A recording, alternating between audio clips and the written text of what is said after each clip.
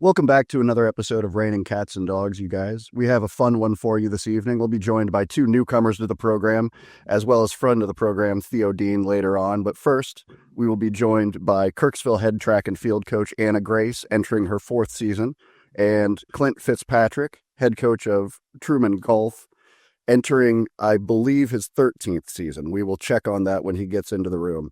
I'm your host, Henry Jansen. I promise I'm still Henry Jansen, despite a little bit of a physical makeover.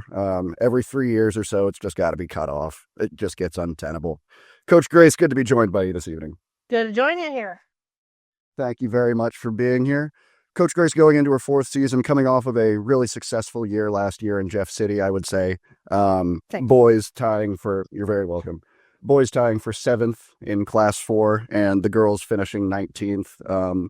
Both marks that I think you thought were realistic coming into the season, but kind of played out how you wanted it to. Just talk a little bit about, before we talk about the imminent season that starts basically right now, talk a little bit about last year and how that thing ended in Jeff City. Yeah, absolutely. I'll take us a step back to conference. I really love conference because it really is a team, kind of the big team hurrah for us. And for the first time in recorded history that we could find, both the boys and the girls won conference.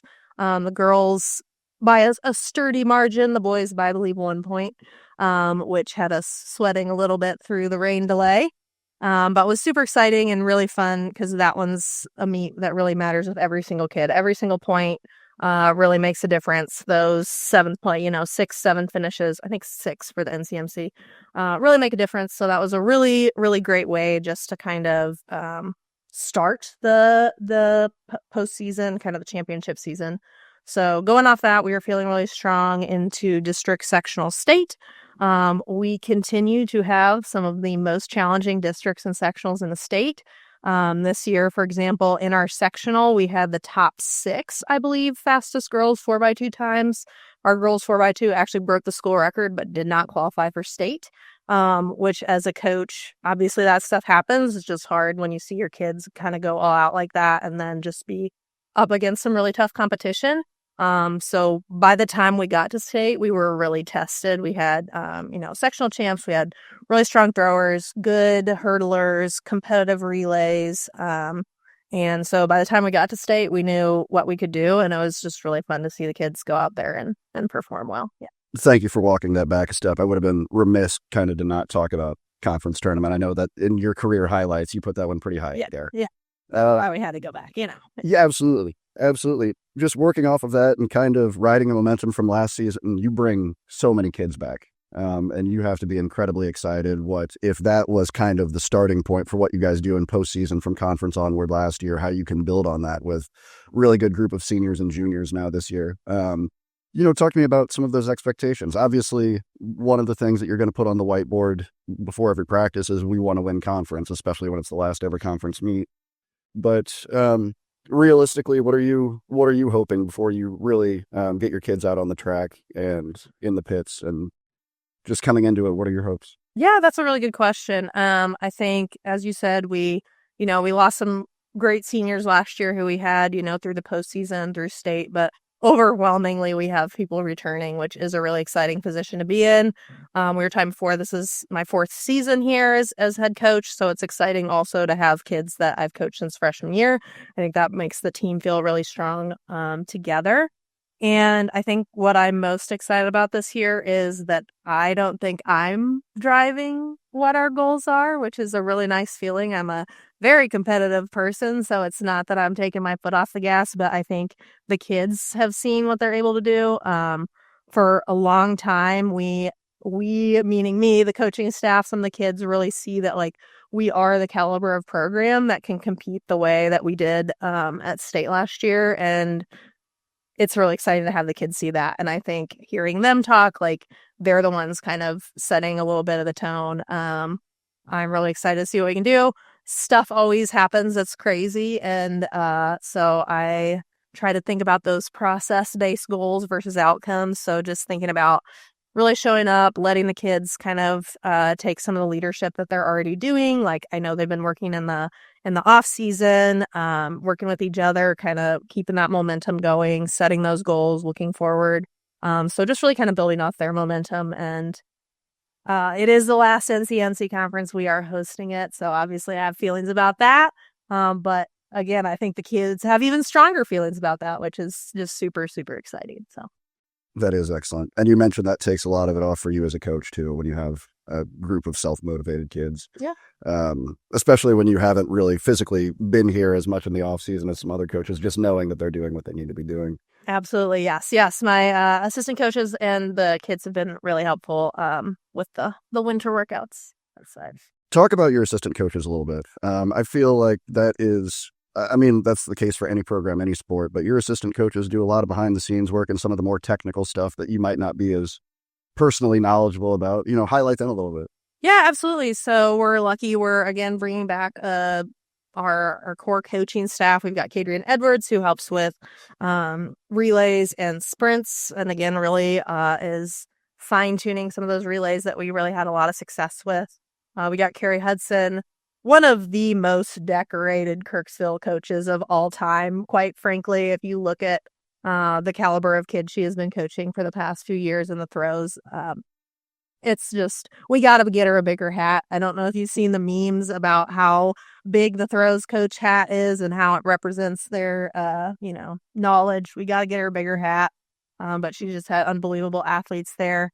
Natalie, formerly known Natalie Landman, now Natalie Richmond. She helps with our vaulters and kind of fills in wherever we need her. She kind of stepped up last year, and we're really happy to have her back. We've also got some great assistants. We are one of, we're a big program. We really rely on those volunteers. So Anna Gooch helps with our jumps. She's former Truman and Kirksville athlete. Then we've got Kirk Morgan, who helps with high jump. And we've also got Austin, who I know you've talked to, who helps out with our distance kids. So we're, really lucky. I hope I'm not forgetting anyone. I was making my big list, but we have a lot of people who come in and help with our summer workouts as well. So we really benefit from expertise of former athletes who come and coach in the summer. And I think sometimes you just need a coach to say something in a different way. And that's why having, a lot of coaches on the staff is really helpful. And I, really, really appreciate just the continuity of having them. And when you guys started last season, it was something like, I did the math on this one time. It was like 14% of the kids in the school were a part of the track and field program. Like, it is a massive, massive sport. Yeah. It takes a village in that regard. You as head coach, how does like designating some of these assignments go? As far as who needs to be doing what? Especially in the early season. Yeah, I just March sometimes I just feel like I'm not even coaching. I'm just doing paperwork and like trying to make sure that I am keeping track. We start the season with like 90 kids. And that's really fun. That's really awesome. Like, I love that about the program is that if you come out and work hard, we're happy to have you. I think that's one of the things that people love about track. We're kind of like a more co-ed program than some of the sports. We all work out together. And just makes it really fun. But yeah, there's a lot of figuring out just that early season. We were talking about the Snowshoe Classic. That sometimes I'm like, I don't really know who is on our team and what they can do until we get the snowshoe results and after the snowshoe, because we're hosting it. And I like sit down and start my spreadsheets and I'm like, okay, now I've got a plan. But again, I think returning so many kids and knowing so many of the kids at this point is going to be helpful because but it's a lot of logistics at the start. Yeah. Yeah. A lot of delegating. A lot of delegating. Yep. Highlight, pinpoint some of these kids and who you are very excited for, like, aside from obviously like Bennett Frazier, returning state champion, and, Concelia, you expect her to do massive things in the 800. Who are some of these other spots that need filled that you're pumped up about? Yeah, that's a great question. I was thinking about that before we got here. Again, we have a roster of like 90 kids, so I hate to call out specific kids because you're always surprised, and I think that's what's fun. I've been talking to kids at winter workouts too who want to try different events. That's always exciting because sometimes it takes a year or two to figure out what you're really good at. I think some obvious ones are our girls relays. We're returning all of our girls relay runners. So getting to see those again, obviously kind of chemistry and just experience matter with the relays. So having those girls with that experience is going to be helpful as we bring up some of those girls. I was super excited after the cross country season. All those distance kids, I'm super excited to see what they've done. I think they're super motivated coming off a really stellar cross country season. They've been running and things. So excited to see what our 4x8s look like this year, what some of those distance event looks like. Yeah, I think Aline, I'm excited to see her throwing this year. Her sister's going to be joining us. So I know she had a big year at state. And I think what was fun is we had a lot of kids who had big years at state and are still coming back hungry. So I'm really excited to see that this year. Blaine Byers, obviously always hungry for more. He's excited for hurdles and excited to see what he can do there. I'm sure I'm going to leave somebody out and feel bad and get a hard time about it. So I'm excited for everybody. I think they all know that always. And what I love about track, I always say it, is a kid can finish last and still PR, and that can be as exciting for them as getting first. So just seeing all the kids grow, and I'm super excited. That's one thing that I have always loved. One reason I've always loved track and field, aside from just the component of distance running, is there's no sport that has a social aspect quite like it. You're going to have a bunch of rostered kids who know that they're not going to travel. They know they're never going to be in the top 2 at their event. And like you say, get an opportunity, and if they PR, it's just as exciting for you as it is for them. Yeah. One thing that I would be remiss not to ask you about, once again, I should have probably led with this, is for a young coach now in your 4th year of experience, 10th year coaching overall, just kind of getting a feel for the landscape of a program, and how not only how a program develops, but how some of your athletes develop from the time that you first knew them when they were in 7th grade to where they're at now, and just kind of what that's like, what that natural cycle is like for you. Yeah, I mean, I got to correct you. Some of them I taught in 2nd grade, so I've actually known them even longer. So seeing them as high schoolers is hilarious and just really, really special to get to do that. It's part of what keeps me coming back here. But yeah, I think, as I said, like, we have a lot of continuity in our coaching staff. Like, we've grown a lot together. Just feeling, I think, I always saw it as an assistant, but as a head coach, just understanding the flow of the season. And like I said, like, until the snowshoe results, like, being okay, like, we're training, we're going to get there, knowing there's kind of the phases to the season of, like, there's the prep, and then it's crazy, and then it's championship, and, like, getting the kids kind of used to that, I think, is something also we figured out, just how to kind of pace it and include some fun stuff, give some breaks when we need them. I still haven't figured out picture day. It takes like 500 hours because we have 90 kids. That's maybe on my to-do list to figure out this year, but I'm not crossing my fingers. But yeah, I think just getting comfortable. I think we know kind of what our team culture is now, what our expectations are. And I think the kids are familiar with that. And if they come out for track, they kind of, I hope, know what the expectations are and know what they're going to do. I think we have really great kids and a really great culture. And, that's something I'm really proud of, is, how we won conference, but also like our attitude about it. They were having fun, but they were being good sports, and that was great. Respectful group. Yeah. Very good. Coach Anna Grace, one last thing that I'll ask you, and I'll leave you with this. Practice, right around the corner. Not your first go around, obviously. No. Early season. What goes into the early season as far as just getting these kids fit, as well as figuring out really what you got with that size of group?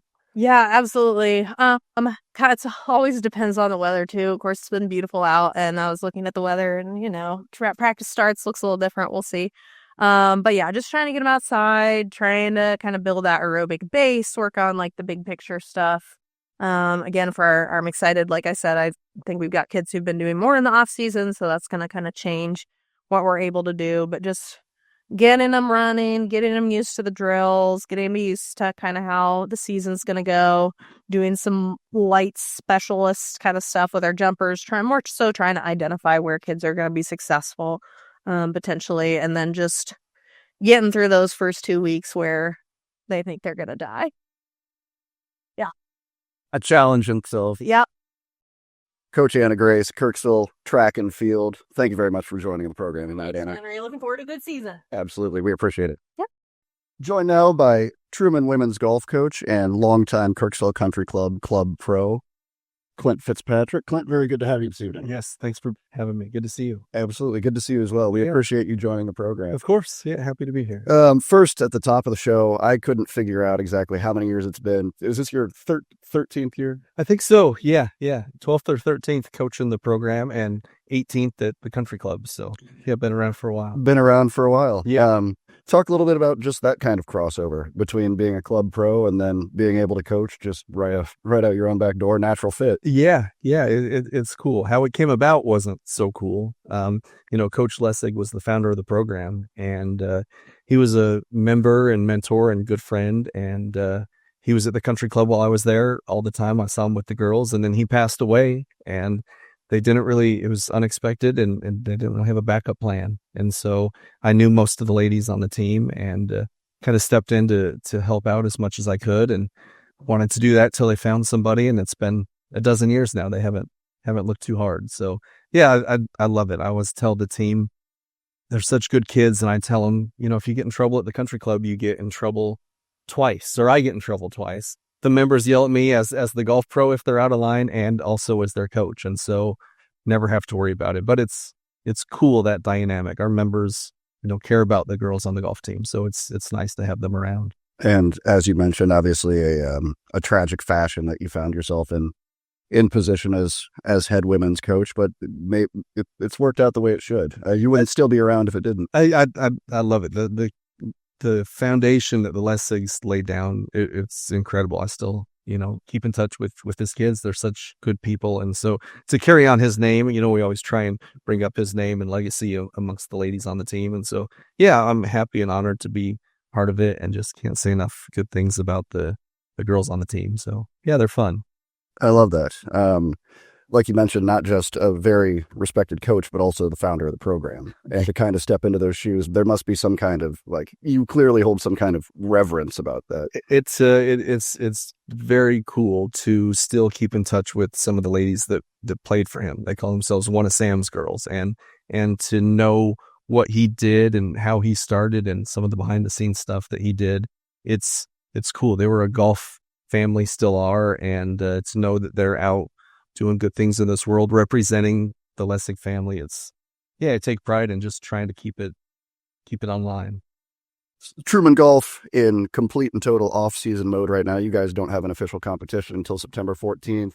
So is that correct? Well, we ended last semester in October, and then we play both seasons, and so we ramp up again here in about a month. And so yeah, it's cool. I haven't seen a lot of them, much in the wintertime, but now the weather's good. They're starting to come out, and we start in Arkansas in just under a month. So we'll see how it goes. Right on. Yeah. Our part of the world, obviously, some months are extremely difficult to be able to get out on the course and practice the things you want to work on. So for it to just be right here, right out your back door, I'm glad you pointed that out. Just right here, right out your back door. Between now and then, you have a group of a pair of seniors, a pair of juniors, a sophomore, and a freshman. Correct. Yeah. So it's a small team. When we travel, you take 5 ladies and you take the 4 best scores. So if one is injured, if one has something come up with class, we don't have much depth. They just changed it at the conference level to where you take all 6 ladies and you take the 4 best scores. So we have no depth at all. And so we're so sad to lose the 2 seniors, but we're excited because we have 5 that have verbally committed for next year. So we're excited to kind of ramp that up and turn it around. But yeah, the weather's obviously nice now. We've seen some of the ladies coming out, but they will hit it pretty hard in the next month as we start to travel. We'll see how we do, around here. Sometimes we're inside till the very first day of competition. Sometimes, like this year, we're able to get outside. So hopefully they've been practicing. Talk a little bit about the 5 that you have coming in, and so that'll give you a more sizable team next year. It will be, yeah. We're really excited to get them. They come kind of throughout the Midwest and varying skill levels, but they all bring something to the team. A lot of them have tie-ins. One of our recruits, her mother ran cross country here, so it's cool to have those tie-ins. They're our biggest recruiters is our alumni, our parents, our family and friends that are out there. So to run into a young lady that plays golf that says you should look at Truman they're our biggest asset. So yeah, we're excited about them. We try not to put too much pressure on them. Say, come in and play and see how you do.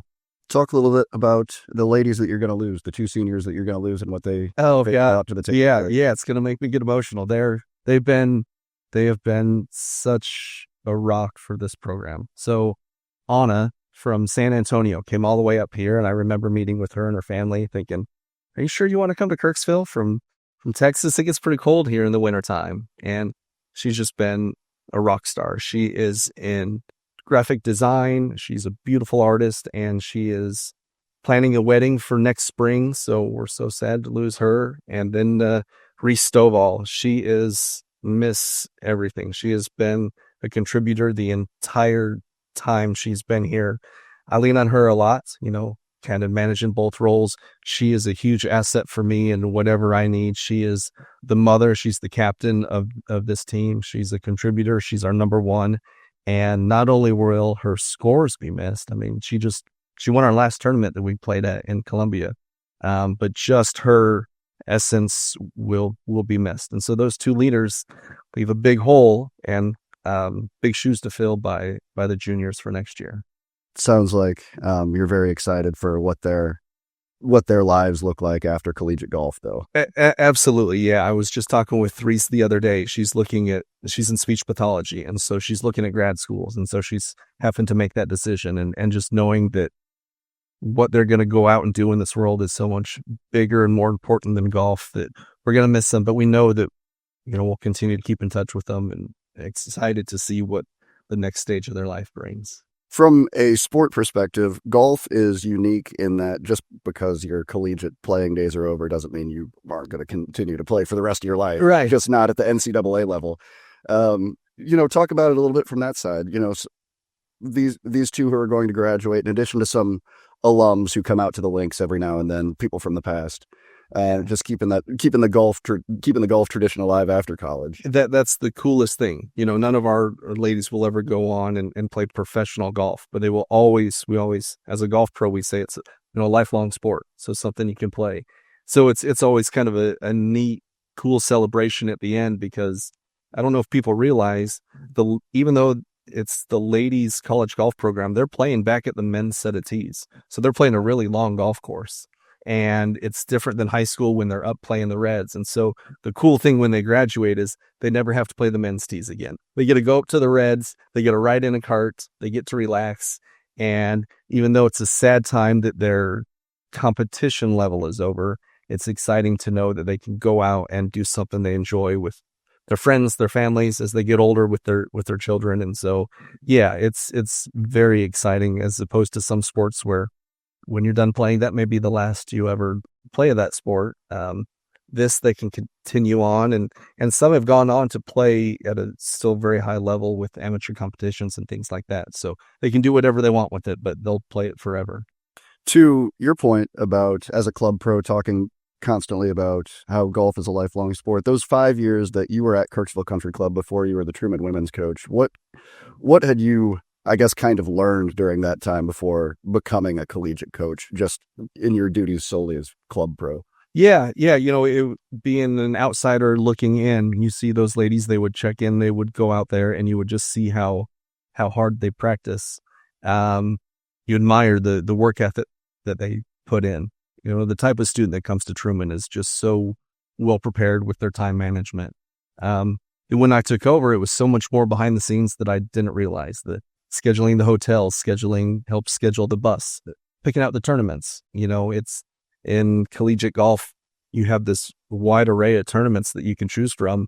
You get to pick as a team. And so the behind the scenes stuff was something I wasn't prepared for at all. And that's where I lean on the athletic department. They're such a huge help. I turn over a lot of stuff to them because one, I don't know what I'm doing, and two, sometimes I don't have the time, and so I lean on them more than I should, and they're awesome. But yeah, that's a behind the scenes thing that I wasn't aware of. It's one thing since we started this program that I've come to realize so much is a lot of it for head coaches isn't as much about the sport that they're passionate about as it is about travel and compliance and NCAA things and all that kind of stuff. I mean, was there a steep learning curve for you in that regard? There was, yeah. I definitely felt over my head in terms of, just the learning portal and the NCAA bylaws and everything that you have to go over. It's not just, hey, here's your grip, here's your stance, here's how you can avoid making bogeys and try and make some pars. It was so much more, and I'm still learning. I still know very little compared to all the full-time guys and gals that do it every day. It's just as much about the game as it is about ensuring that young people are treated the right way, to a degree, is what I've found. And just speaking with coaches over the course of the past handful of months, it's something that comes up pretty frequently. I would think so. Yeah, for sure. Look ahead, you guys go to, where in Arkansas do you guys go next? Yes, we're going to El Dorado, and it's pretty interesting and very cool. So we have 4 tournaments this semester. 3 of the courses we've never played, and we've never had that. We always try and go back to places we're familiar with, but El Dorado, it's one of the top courses in all of Arkansas, one of the top 100 public courses in the United States. So beautiful place. We're going to go down there and see what happens. And then we go to Bolivar at Silo Ridge. We always go down there and see them. But then we go to Lewis, so somewhere outside Chicago. And then conference is in Indiana. Don't know where the golf course is. It's in Peru. Never played there, but a beautiful facility from the looks of it. So it's exciting. I think they're pretty nervous about seeing some places that they haven't been to, but that's the cool thing about collegiate golf. You get to go play as a golfer. You get to go play really nice golf courses, and you don't have to pay for it. So yeah.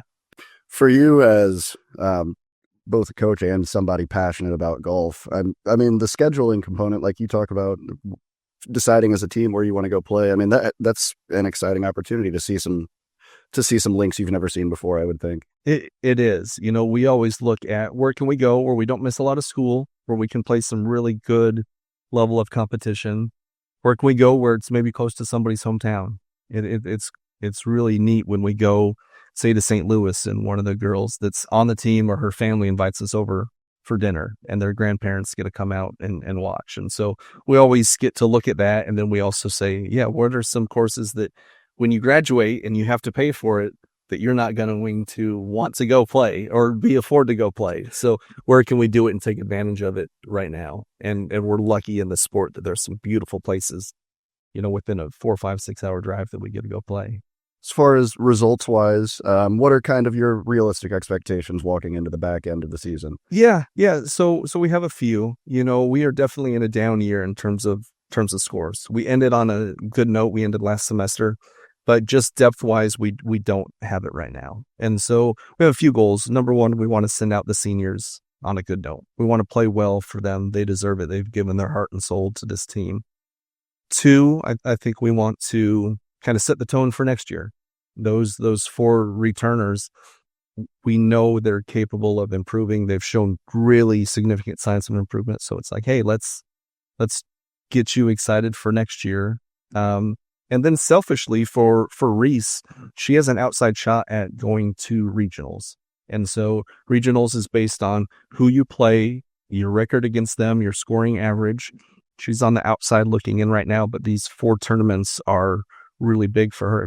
If she plays well, she has a chance to move on. And so it's kind of the neat thing about golf is you're on a team, but you're also competing individually. And so we want her to do well. We want the team to do well. And we would love to see her move on because she deserves it. And you don't think that's a far cry for her to potentially she would have to shot? She'd have to shoot 75 every round. She is certainly capable of that. The competition level, especially in our conference, is really high. We're in one of the most competitive conferences in the East region. So she has to do well. But she has done it before, and it's just maintaining it through, she's going to have to play 8 really good rounds. But yeah, it's exciting. It's been a few years since we've had anybody even close to having a shot at that. So to have somebody in the mix, it's exciting for her and the team. They want to see her do well.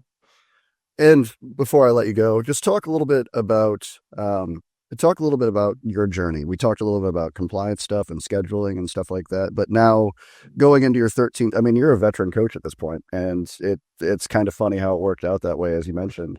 But, talk about what's changed, what everything that's remained the same, and just how being a Division II golf coach has kind of impacted you over the way. Sure. Yeah. I was saying not that long ago that I was the new young guy in the room, and now you go to a coaches meeting with all the coaches, and there's only a couple that have been there longer than me or that are older than me. And so it's the biggest change has just been the level of competition. Boy, the ladies are getting so much better. I think, when I was growing up, it was always said that if a female could break 100, she could go get a scholarship to play anywhere in the United States. It's just not like that. There's so many talented young ladies, and it's so fun to see that.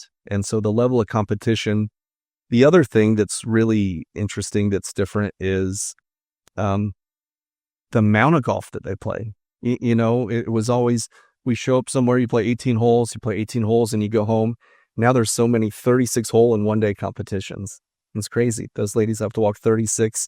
I can't do it. I sit there in a cart and watch them, give them food and water, but they do it, and they're so athletic and such troopers to do it that you are there from sunrise and you're there until sunset, and they're going at it, and they don't complain. They just show up and do it. And there's just more and more of that. The conference went to that format, so most of the tournaments are going to that, and it's crazy. It's all day, and they show up and compete the entire day.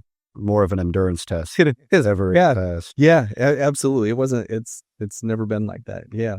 Do you think that's impacted by, you think that in general interest in the sport has grown from the women's side, from the young ladies side through high school into college? For sure. Yeah. So the United States Golf Association has done a lot of things to push and promote the game of golf, drive, chip and putt, the women's amateur, things like that. During COVID, golf in general, there was a big boom. People had lots of free time, and that was one of the things you could do outside and still enjoy yourself during that times. So there was such a huge boom that everybody got into the game. And so, now as an industry, we're just trying to maintain that, keep those golfers here. But it's great to see so many young ladies. Selfishly, I have 2 daughters, and whenever we recruit, I always tell the ladies, we look for good golfers, we look for good grades, and we most importantly look for good people, good role models for my daughters. And can't say enough good things about the ladies on the team. So it's fun to see where the sport has been and where it's going, and it's only going to continue to get better and more competitive. Clint Fitzpatrick, head Truman women's golf coach. Thank you very much for joining us. Thank you. Yeah. Anything I'm forgetting to ask you? No, I just want to say thanks to you and your family for what you've done for Kirksville and community and athletics. So I'm happy to be here. Thank you. Thanks, man. Yeah. I appreciate that. Yeah. Thank you. Welcome to the program. Yes. Appreciate it. Joined now by Truman State University women's basketball coach Theo Dean. Theo, thank you for joining us this evening. Thank you for having me. Dean has the Lady Dogs rolling a little bit. 7-1 in their last 8, now sitting at 12-4, and in a spot to move up a couple spots in terms of GLVC conference tournament seeding. Dogs have been hot since a win against Upper Iowa on January 17th, the only loss in that span coming in Springfield to Drury. Theo, how are your girls feeling right now? Pretty good. Just trying to give them extra rest every week. Just we call it March legs. The March legs are here, and they're feeling good though. And they know we have a lot of work to do. We haven't hit our peak yet. However, we feel we've put ourselves in pretty good position to be competitive. And like we talked about after Saturday's game versus Rockhurst, and you've had a lot of these types of games where you've had opportunities to get some of your reserves in, save some legs, things like that. How far does that go? Oh, it's huge. It's huge to what we could accomplish this year. Just having extra legs, being able to extend someone an extra 5 or 10 minutes because they saved 5 or 10 minutes the week prior, and different things like that. But also, I think what matters most is, I bring everybody in here to play meaningful minutes. So, I'm not going to put somebody in with 20 seconds left, up 5, just so I can say they got in. Like, I want my players to be out there and play real minutes, be out there for 5 or 6 minutes at a time, or a couple games ago, people were out there for a full 9 or 10 minutes, in a row, and feeling the stress on your lungs a little bit, feel your legs getting tired. It's hard to talk when you're tired of different things like that. All the things that, 1 through 8 or 9 go through on a game-to-game basis, we've been able to put everybody in those situations for them to figure out, all right, I am in good enough shape, or I'm not in good enough shape, or I need to do this better, I need to do that better, my attention to detail needs to get better, because they're doing it in real time and not just for 20 or 30 seconds, in which that's not realistic in the college basketball game. Where do you guys go? Look ahead to the final push that you make ahead of the GLVC tournament. Look ahead to both this week and next a little bit for me. Yeah, I think for us, heading into UMSL, they're number one, have one loss against, I think it was Illinois Springfield a couple weeks back, if I'm not mistaken. They're a team that's been rolling. They're playing a little bit differently than they have in years past. However, they're still playing through the post like they have since I've known Katie Bond. They always have good post players, and they play through their post. They're shooting the three a little bit more and a little bit earlier than they have in years past, so we have to be prepared for that. Prepare for kids to shoot it. And then that'll translate right over to Maryville, where they all want to shoot it. They're trying to race to 70, 75 to see who can get there first for the most part. And the biggest thing for us going into these two games, and then you look at Indy and Jewel next week as we end the regular season schedule, we've been hanging our hat on defense. That's something that has been extremely important to us. And generally speaking, the games that for sure the games we've won in conference, I don't think any team has scored over, 67, 68 points. Most of our wins in conference, we're holding teams to 60 points, which hasn't been done in 10 or 11 years. Where, just in terms of, you talk about fitness and saving legs and preparing for that March type of feeling, what have, you talk about extra days off rest-wise, what have practices been look like now that what have they been looking like now that you have everything installed and this is your group now? Yeah, it's just really just been reps, quality reps, being intentional about everything. And our players understand that, like, we only want to be in here for an hour 20, hour 30. You can force us to be here for 2 hours though, because you're not locked in and focused. So they understand that everything we're doing is for a purpose. We want you to get in, get better so we can get out.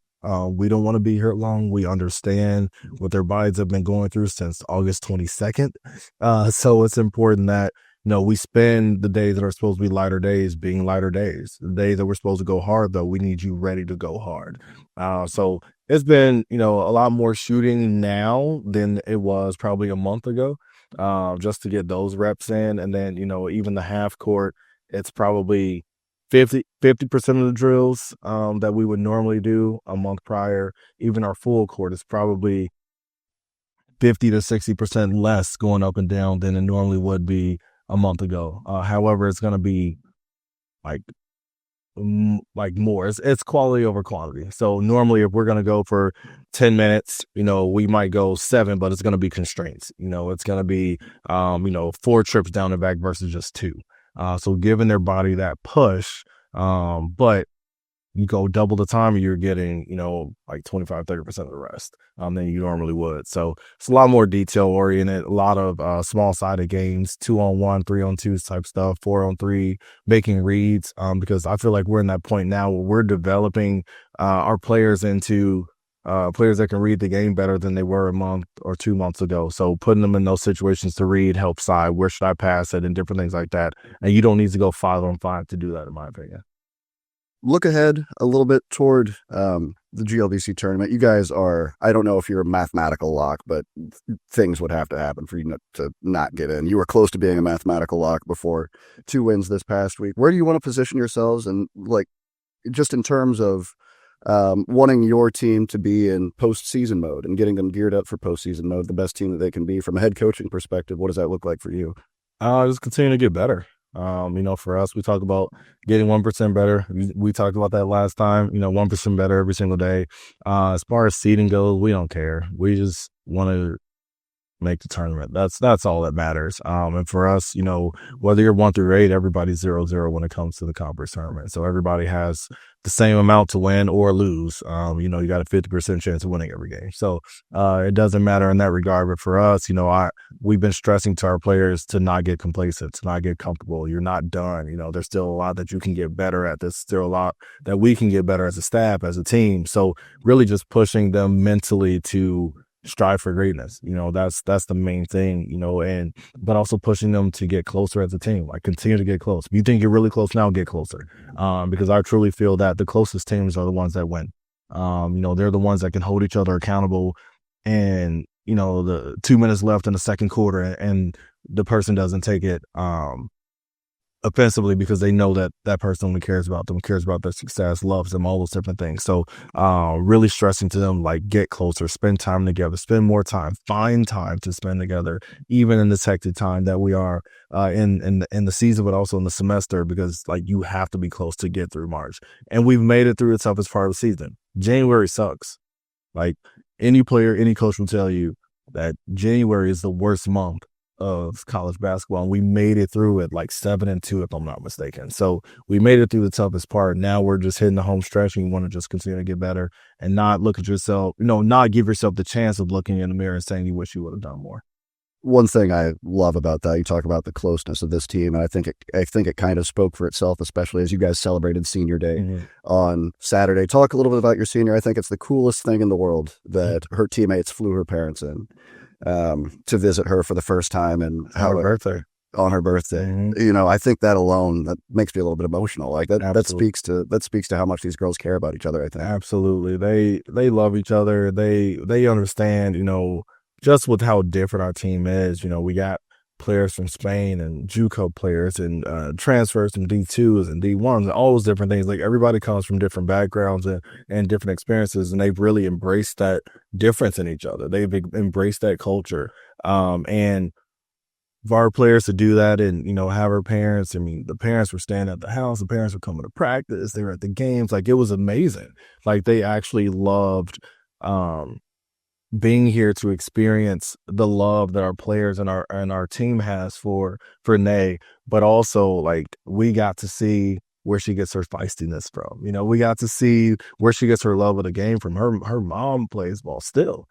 So we got to see that. But also, to surprise her with that video from her parents, and the senior tribute. I looked over to Coach Lex when I saw Nay start to tear up, and I said, that's the exact reaction I wanted.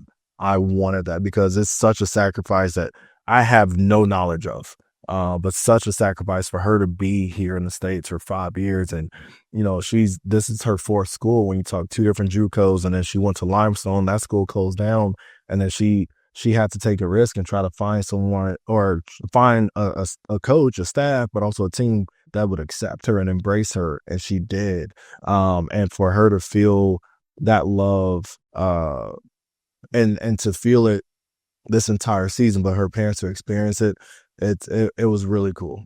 I've her and Marta are the only 2 international kids I've ever recruited. So it was so cool to just see that because I don't know, it has to be scary. I'm a parent. My kids are 2 and 4. Like I can only imagine, my kids being thousands of miles away and there's nothing. I can't just go visit them, be there in 2 hours or 20 minutes. I can only imagine.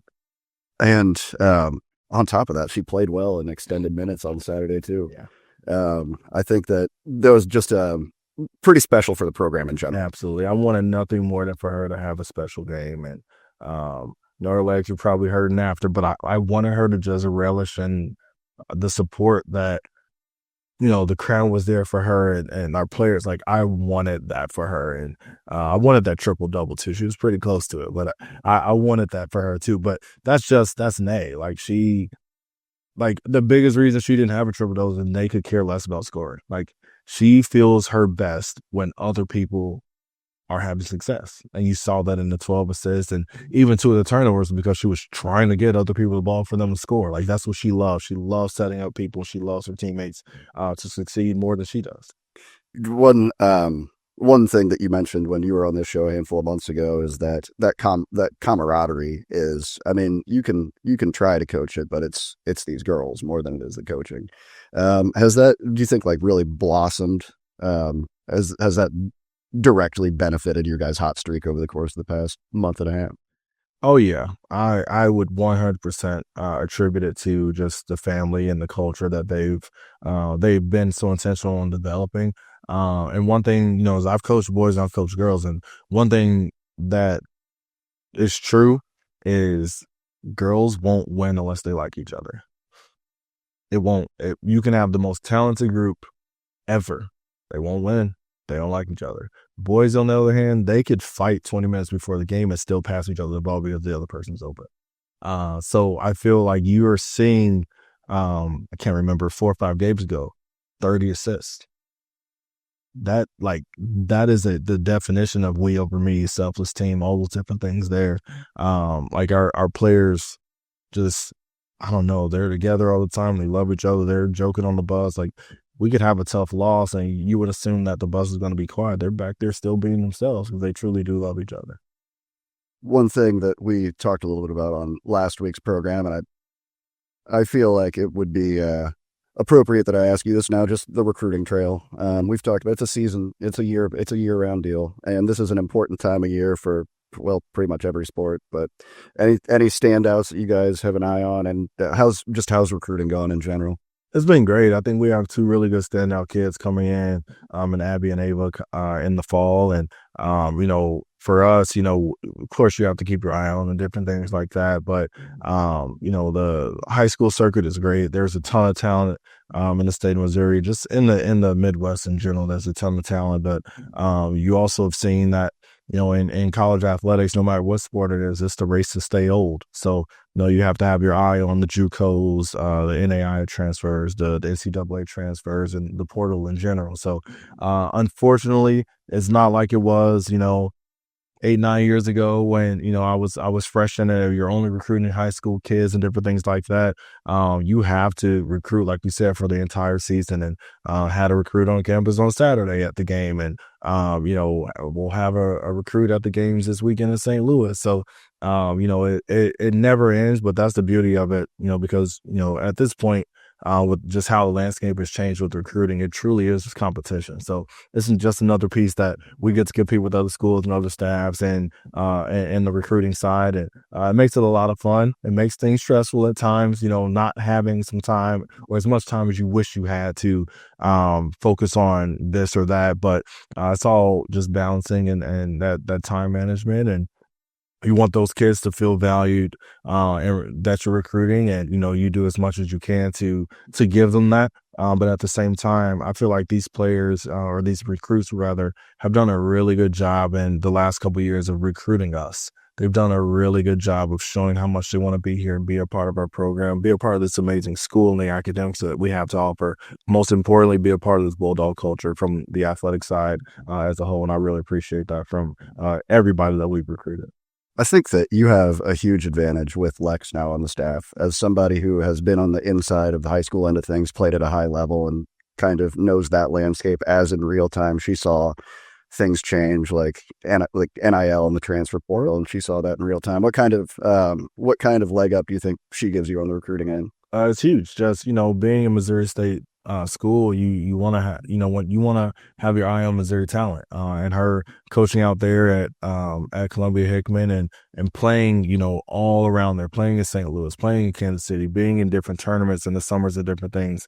She knows all the good players that are either still in high school or just graduated in the last 1 to 3 years because she coached against them, knows what schools they went to. So if I'm seeing a kid in the portal, it's like, oh, I know them. I coached against them. Here are my notes on them. Here's our game against them from 3 years ago. Yeah. So that part is actually really cool just because though there are 13 D2s in the state of Missouri and it makes it very competitive, any little bit of insight that you can have on a player or the AAU coach or the high school coach to help you get one is huge, because we're still going to go after our Iowas, our Kansas, Illinois, Wisconsin, but you want to still have your eye and a good grasp on that really, really good Missouri talent as well. Coach Theo Dean, I will let you go on this, sir. doesn't really feel like you guys can only possibly have 4 games left. It's kind of, it's flown by. How does that feel from a coaching perspective, excuse me? It's kind of surreal, more so because this has been one of the most fun groups I've ever coached. And, to get to a point where you're close to the end of the regular season and then it's, pretty much one and done from that point out. It's bittersweet because this group has accomplished so much and we still have a lot more to accomplish. But at the same time, if I could wrap this group up and bring them right back in August, though we can do a good amount of that, right? With only one senior, but that's including like if I can bring her back and coach her for another year, we now have an understanding of each other and different things. And that's just what you see when it comes to transfers. You really start to figure them out and they really start to figure out around that January, February range. And, if you get them back for another year, usually that's when they start to blossom. And it's unfortunate that I won't get that opportunity to coach Nate again, just because I feel like we're really now figuring each other out and I'm figuring out what she really wants to do. She's figuring out what I really need from her. However, the biggest thing that she's done that I believe will carry on for these next 4 regular season games, the postseason, next year, all those different things, is she's been an amazing veteran. She's shown a lot of these young players how to balance. I mean, this kid is in 8, 9, 10-hour clinicals once or twice a week and still showing up, giving everything she has, still showing up prepared. There's not a scout that she hasn't known. There isn't a player on the scout that she didn't know their tendencies and different things like that. And she's showing these young kids because, though we have some, junior, seniors, all that on the team, we're a young team. We're playing a lot of freshmen and sophomores. So she's really showing them how you can thrive both in the classroom and on the court, no matter what. And it's because she doesn't make any excuses. Theo Dean, as this program airs on Wednesday afternoon, now just 1 win separated. Congratulations, Coach. 1 win separated from sitting alone atop the career Truman State University / Northeast Missouri State University / I think dating back to Teachers College, all-time head coaching wins in the women's basketball program. So congratulations, Theo. Thank you so much. Theo Dean, we appreciate you joining us this evening, friend of the program. It has been raining cats and dogs, you guys. Thank you very much for joining us this afternoon. I am your host, Henry Jansen, sports writer for the Kirksville Daily Express, and we'll see you guys next week. Thanks again.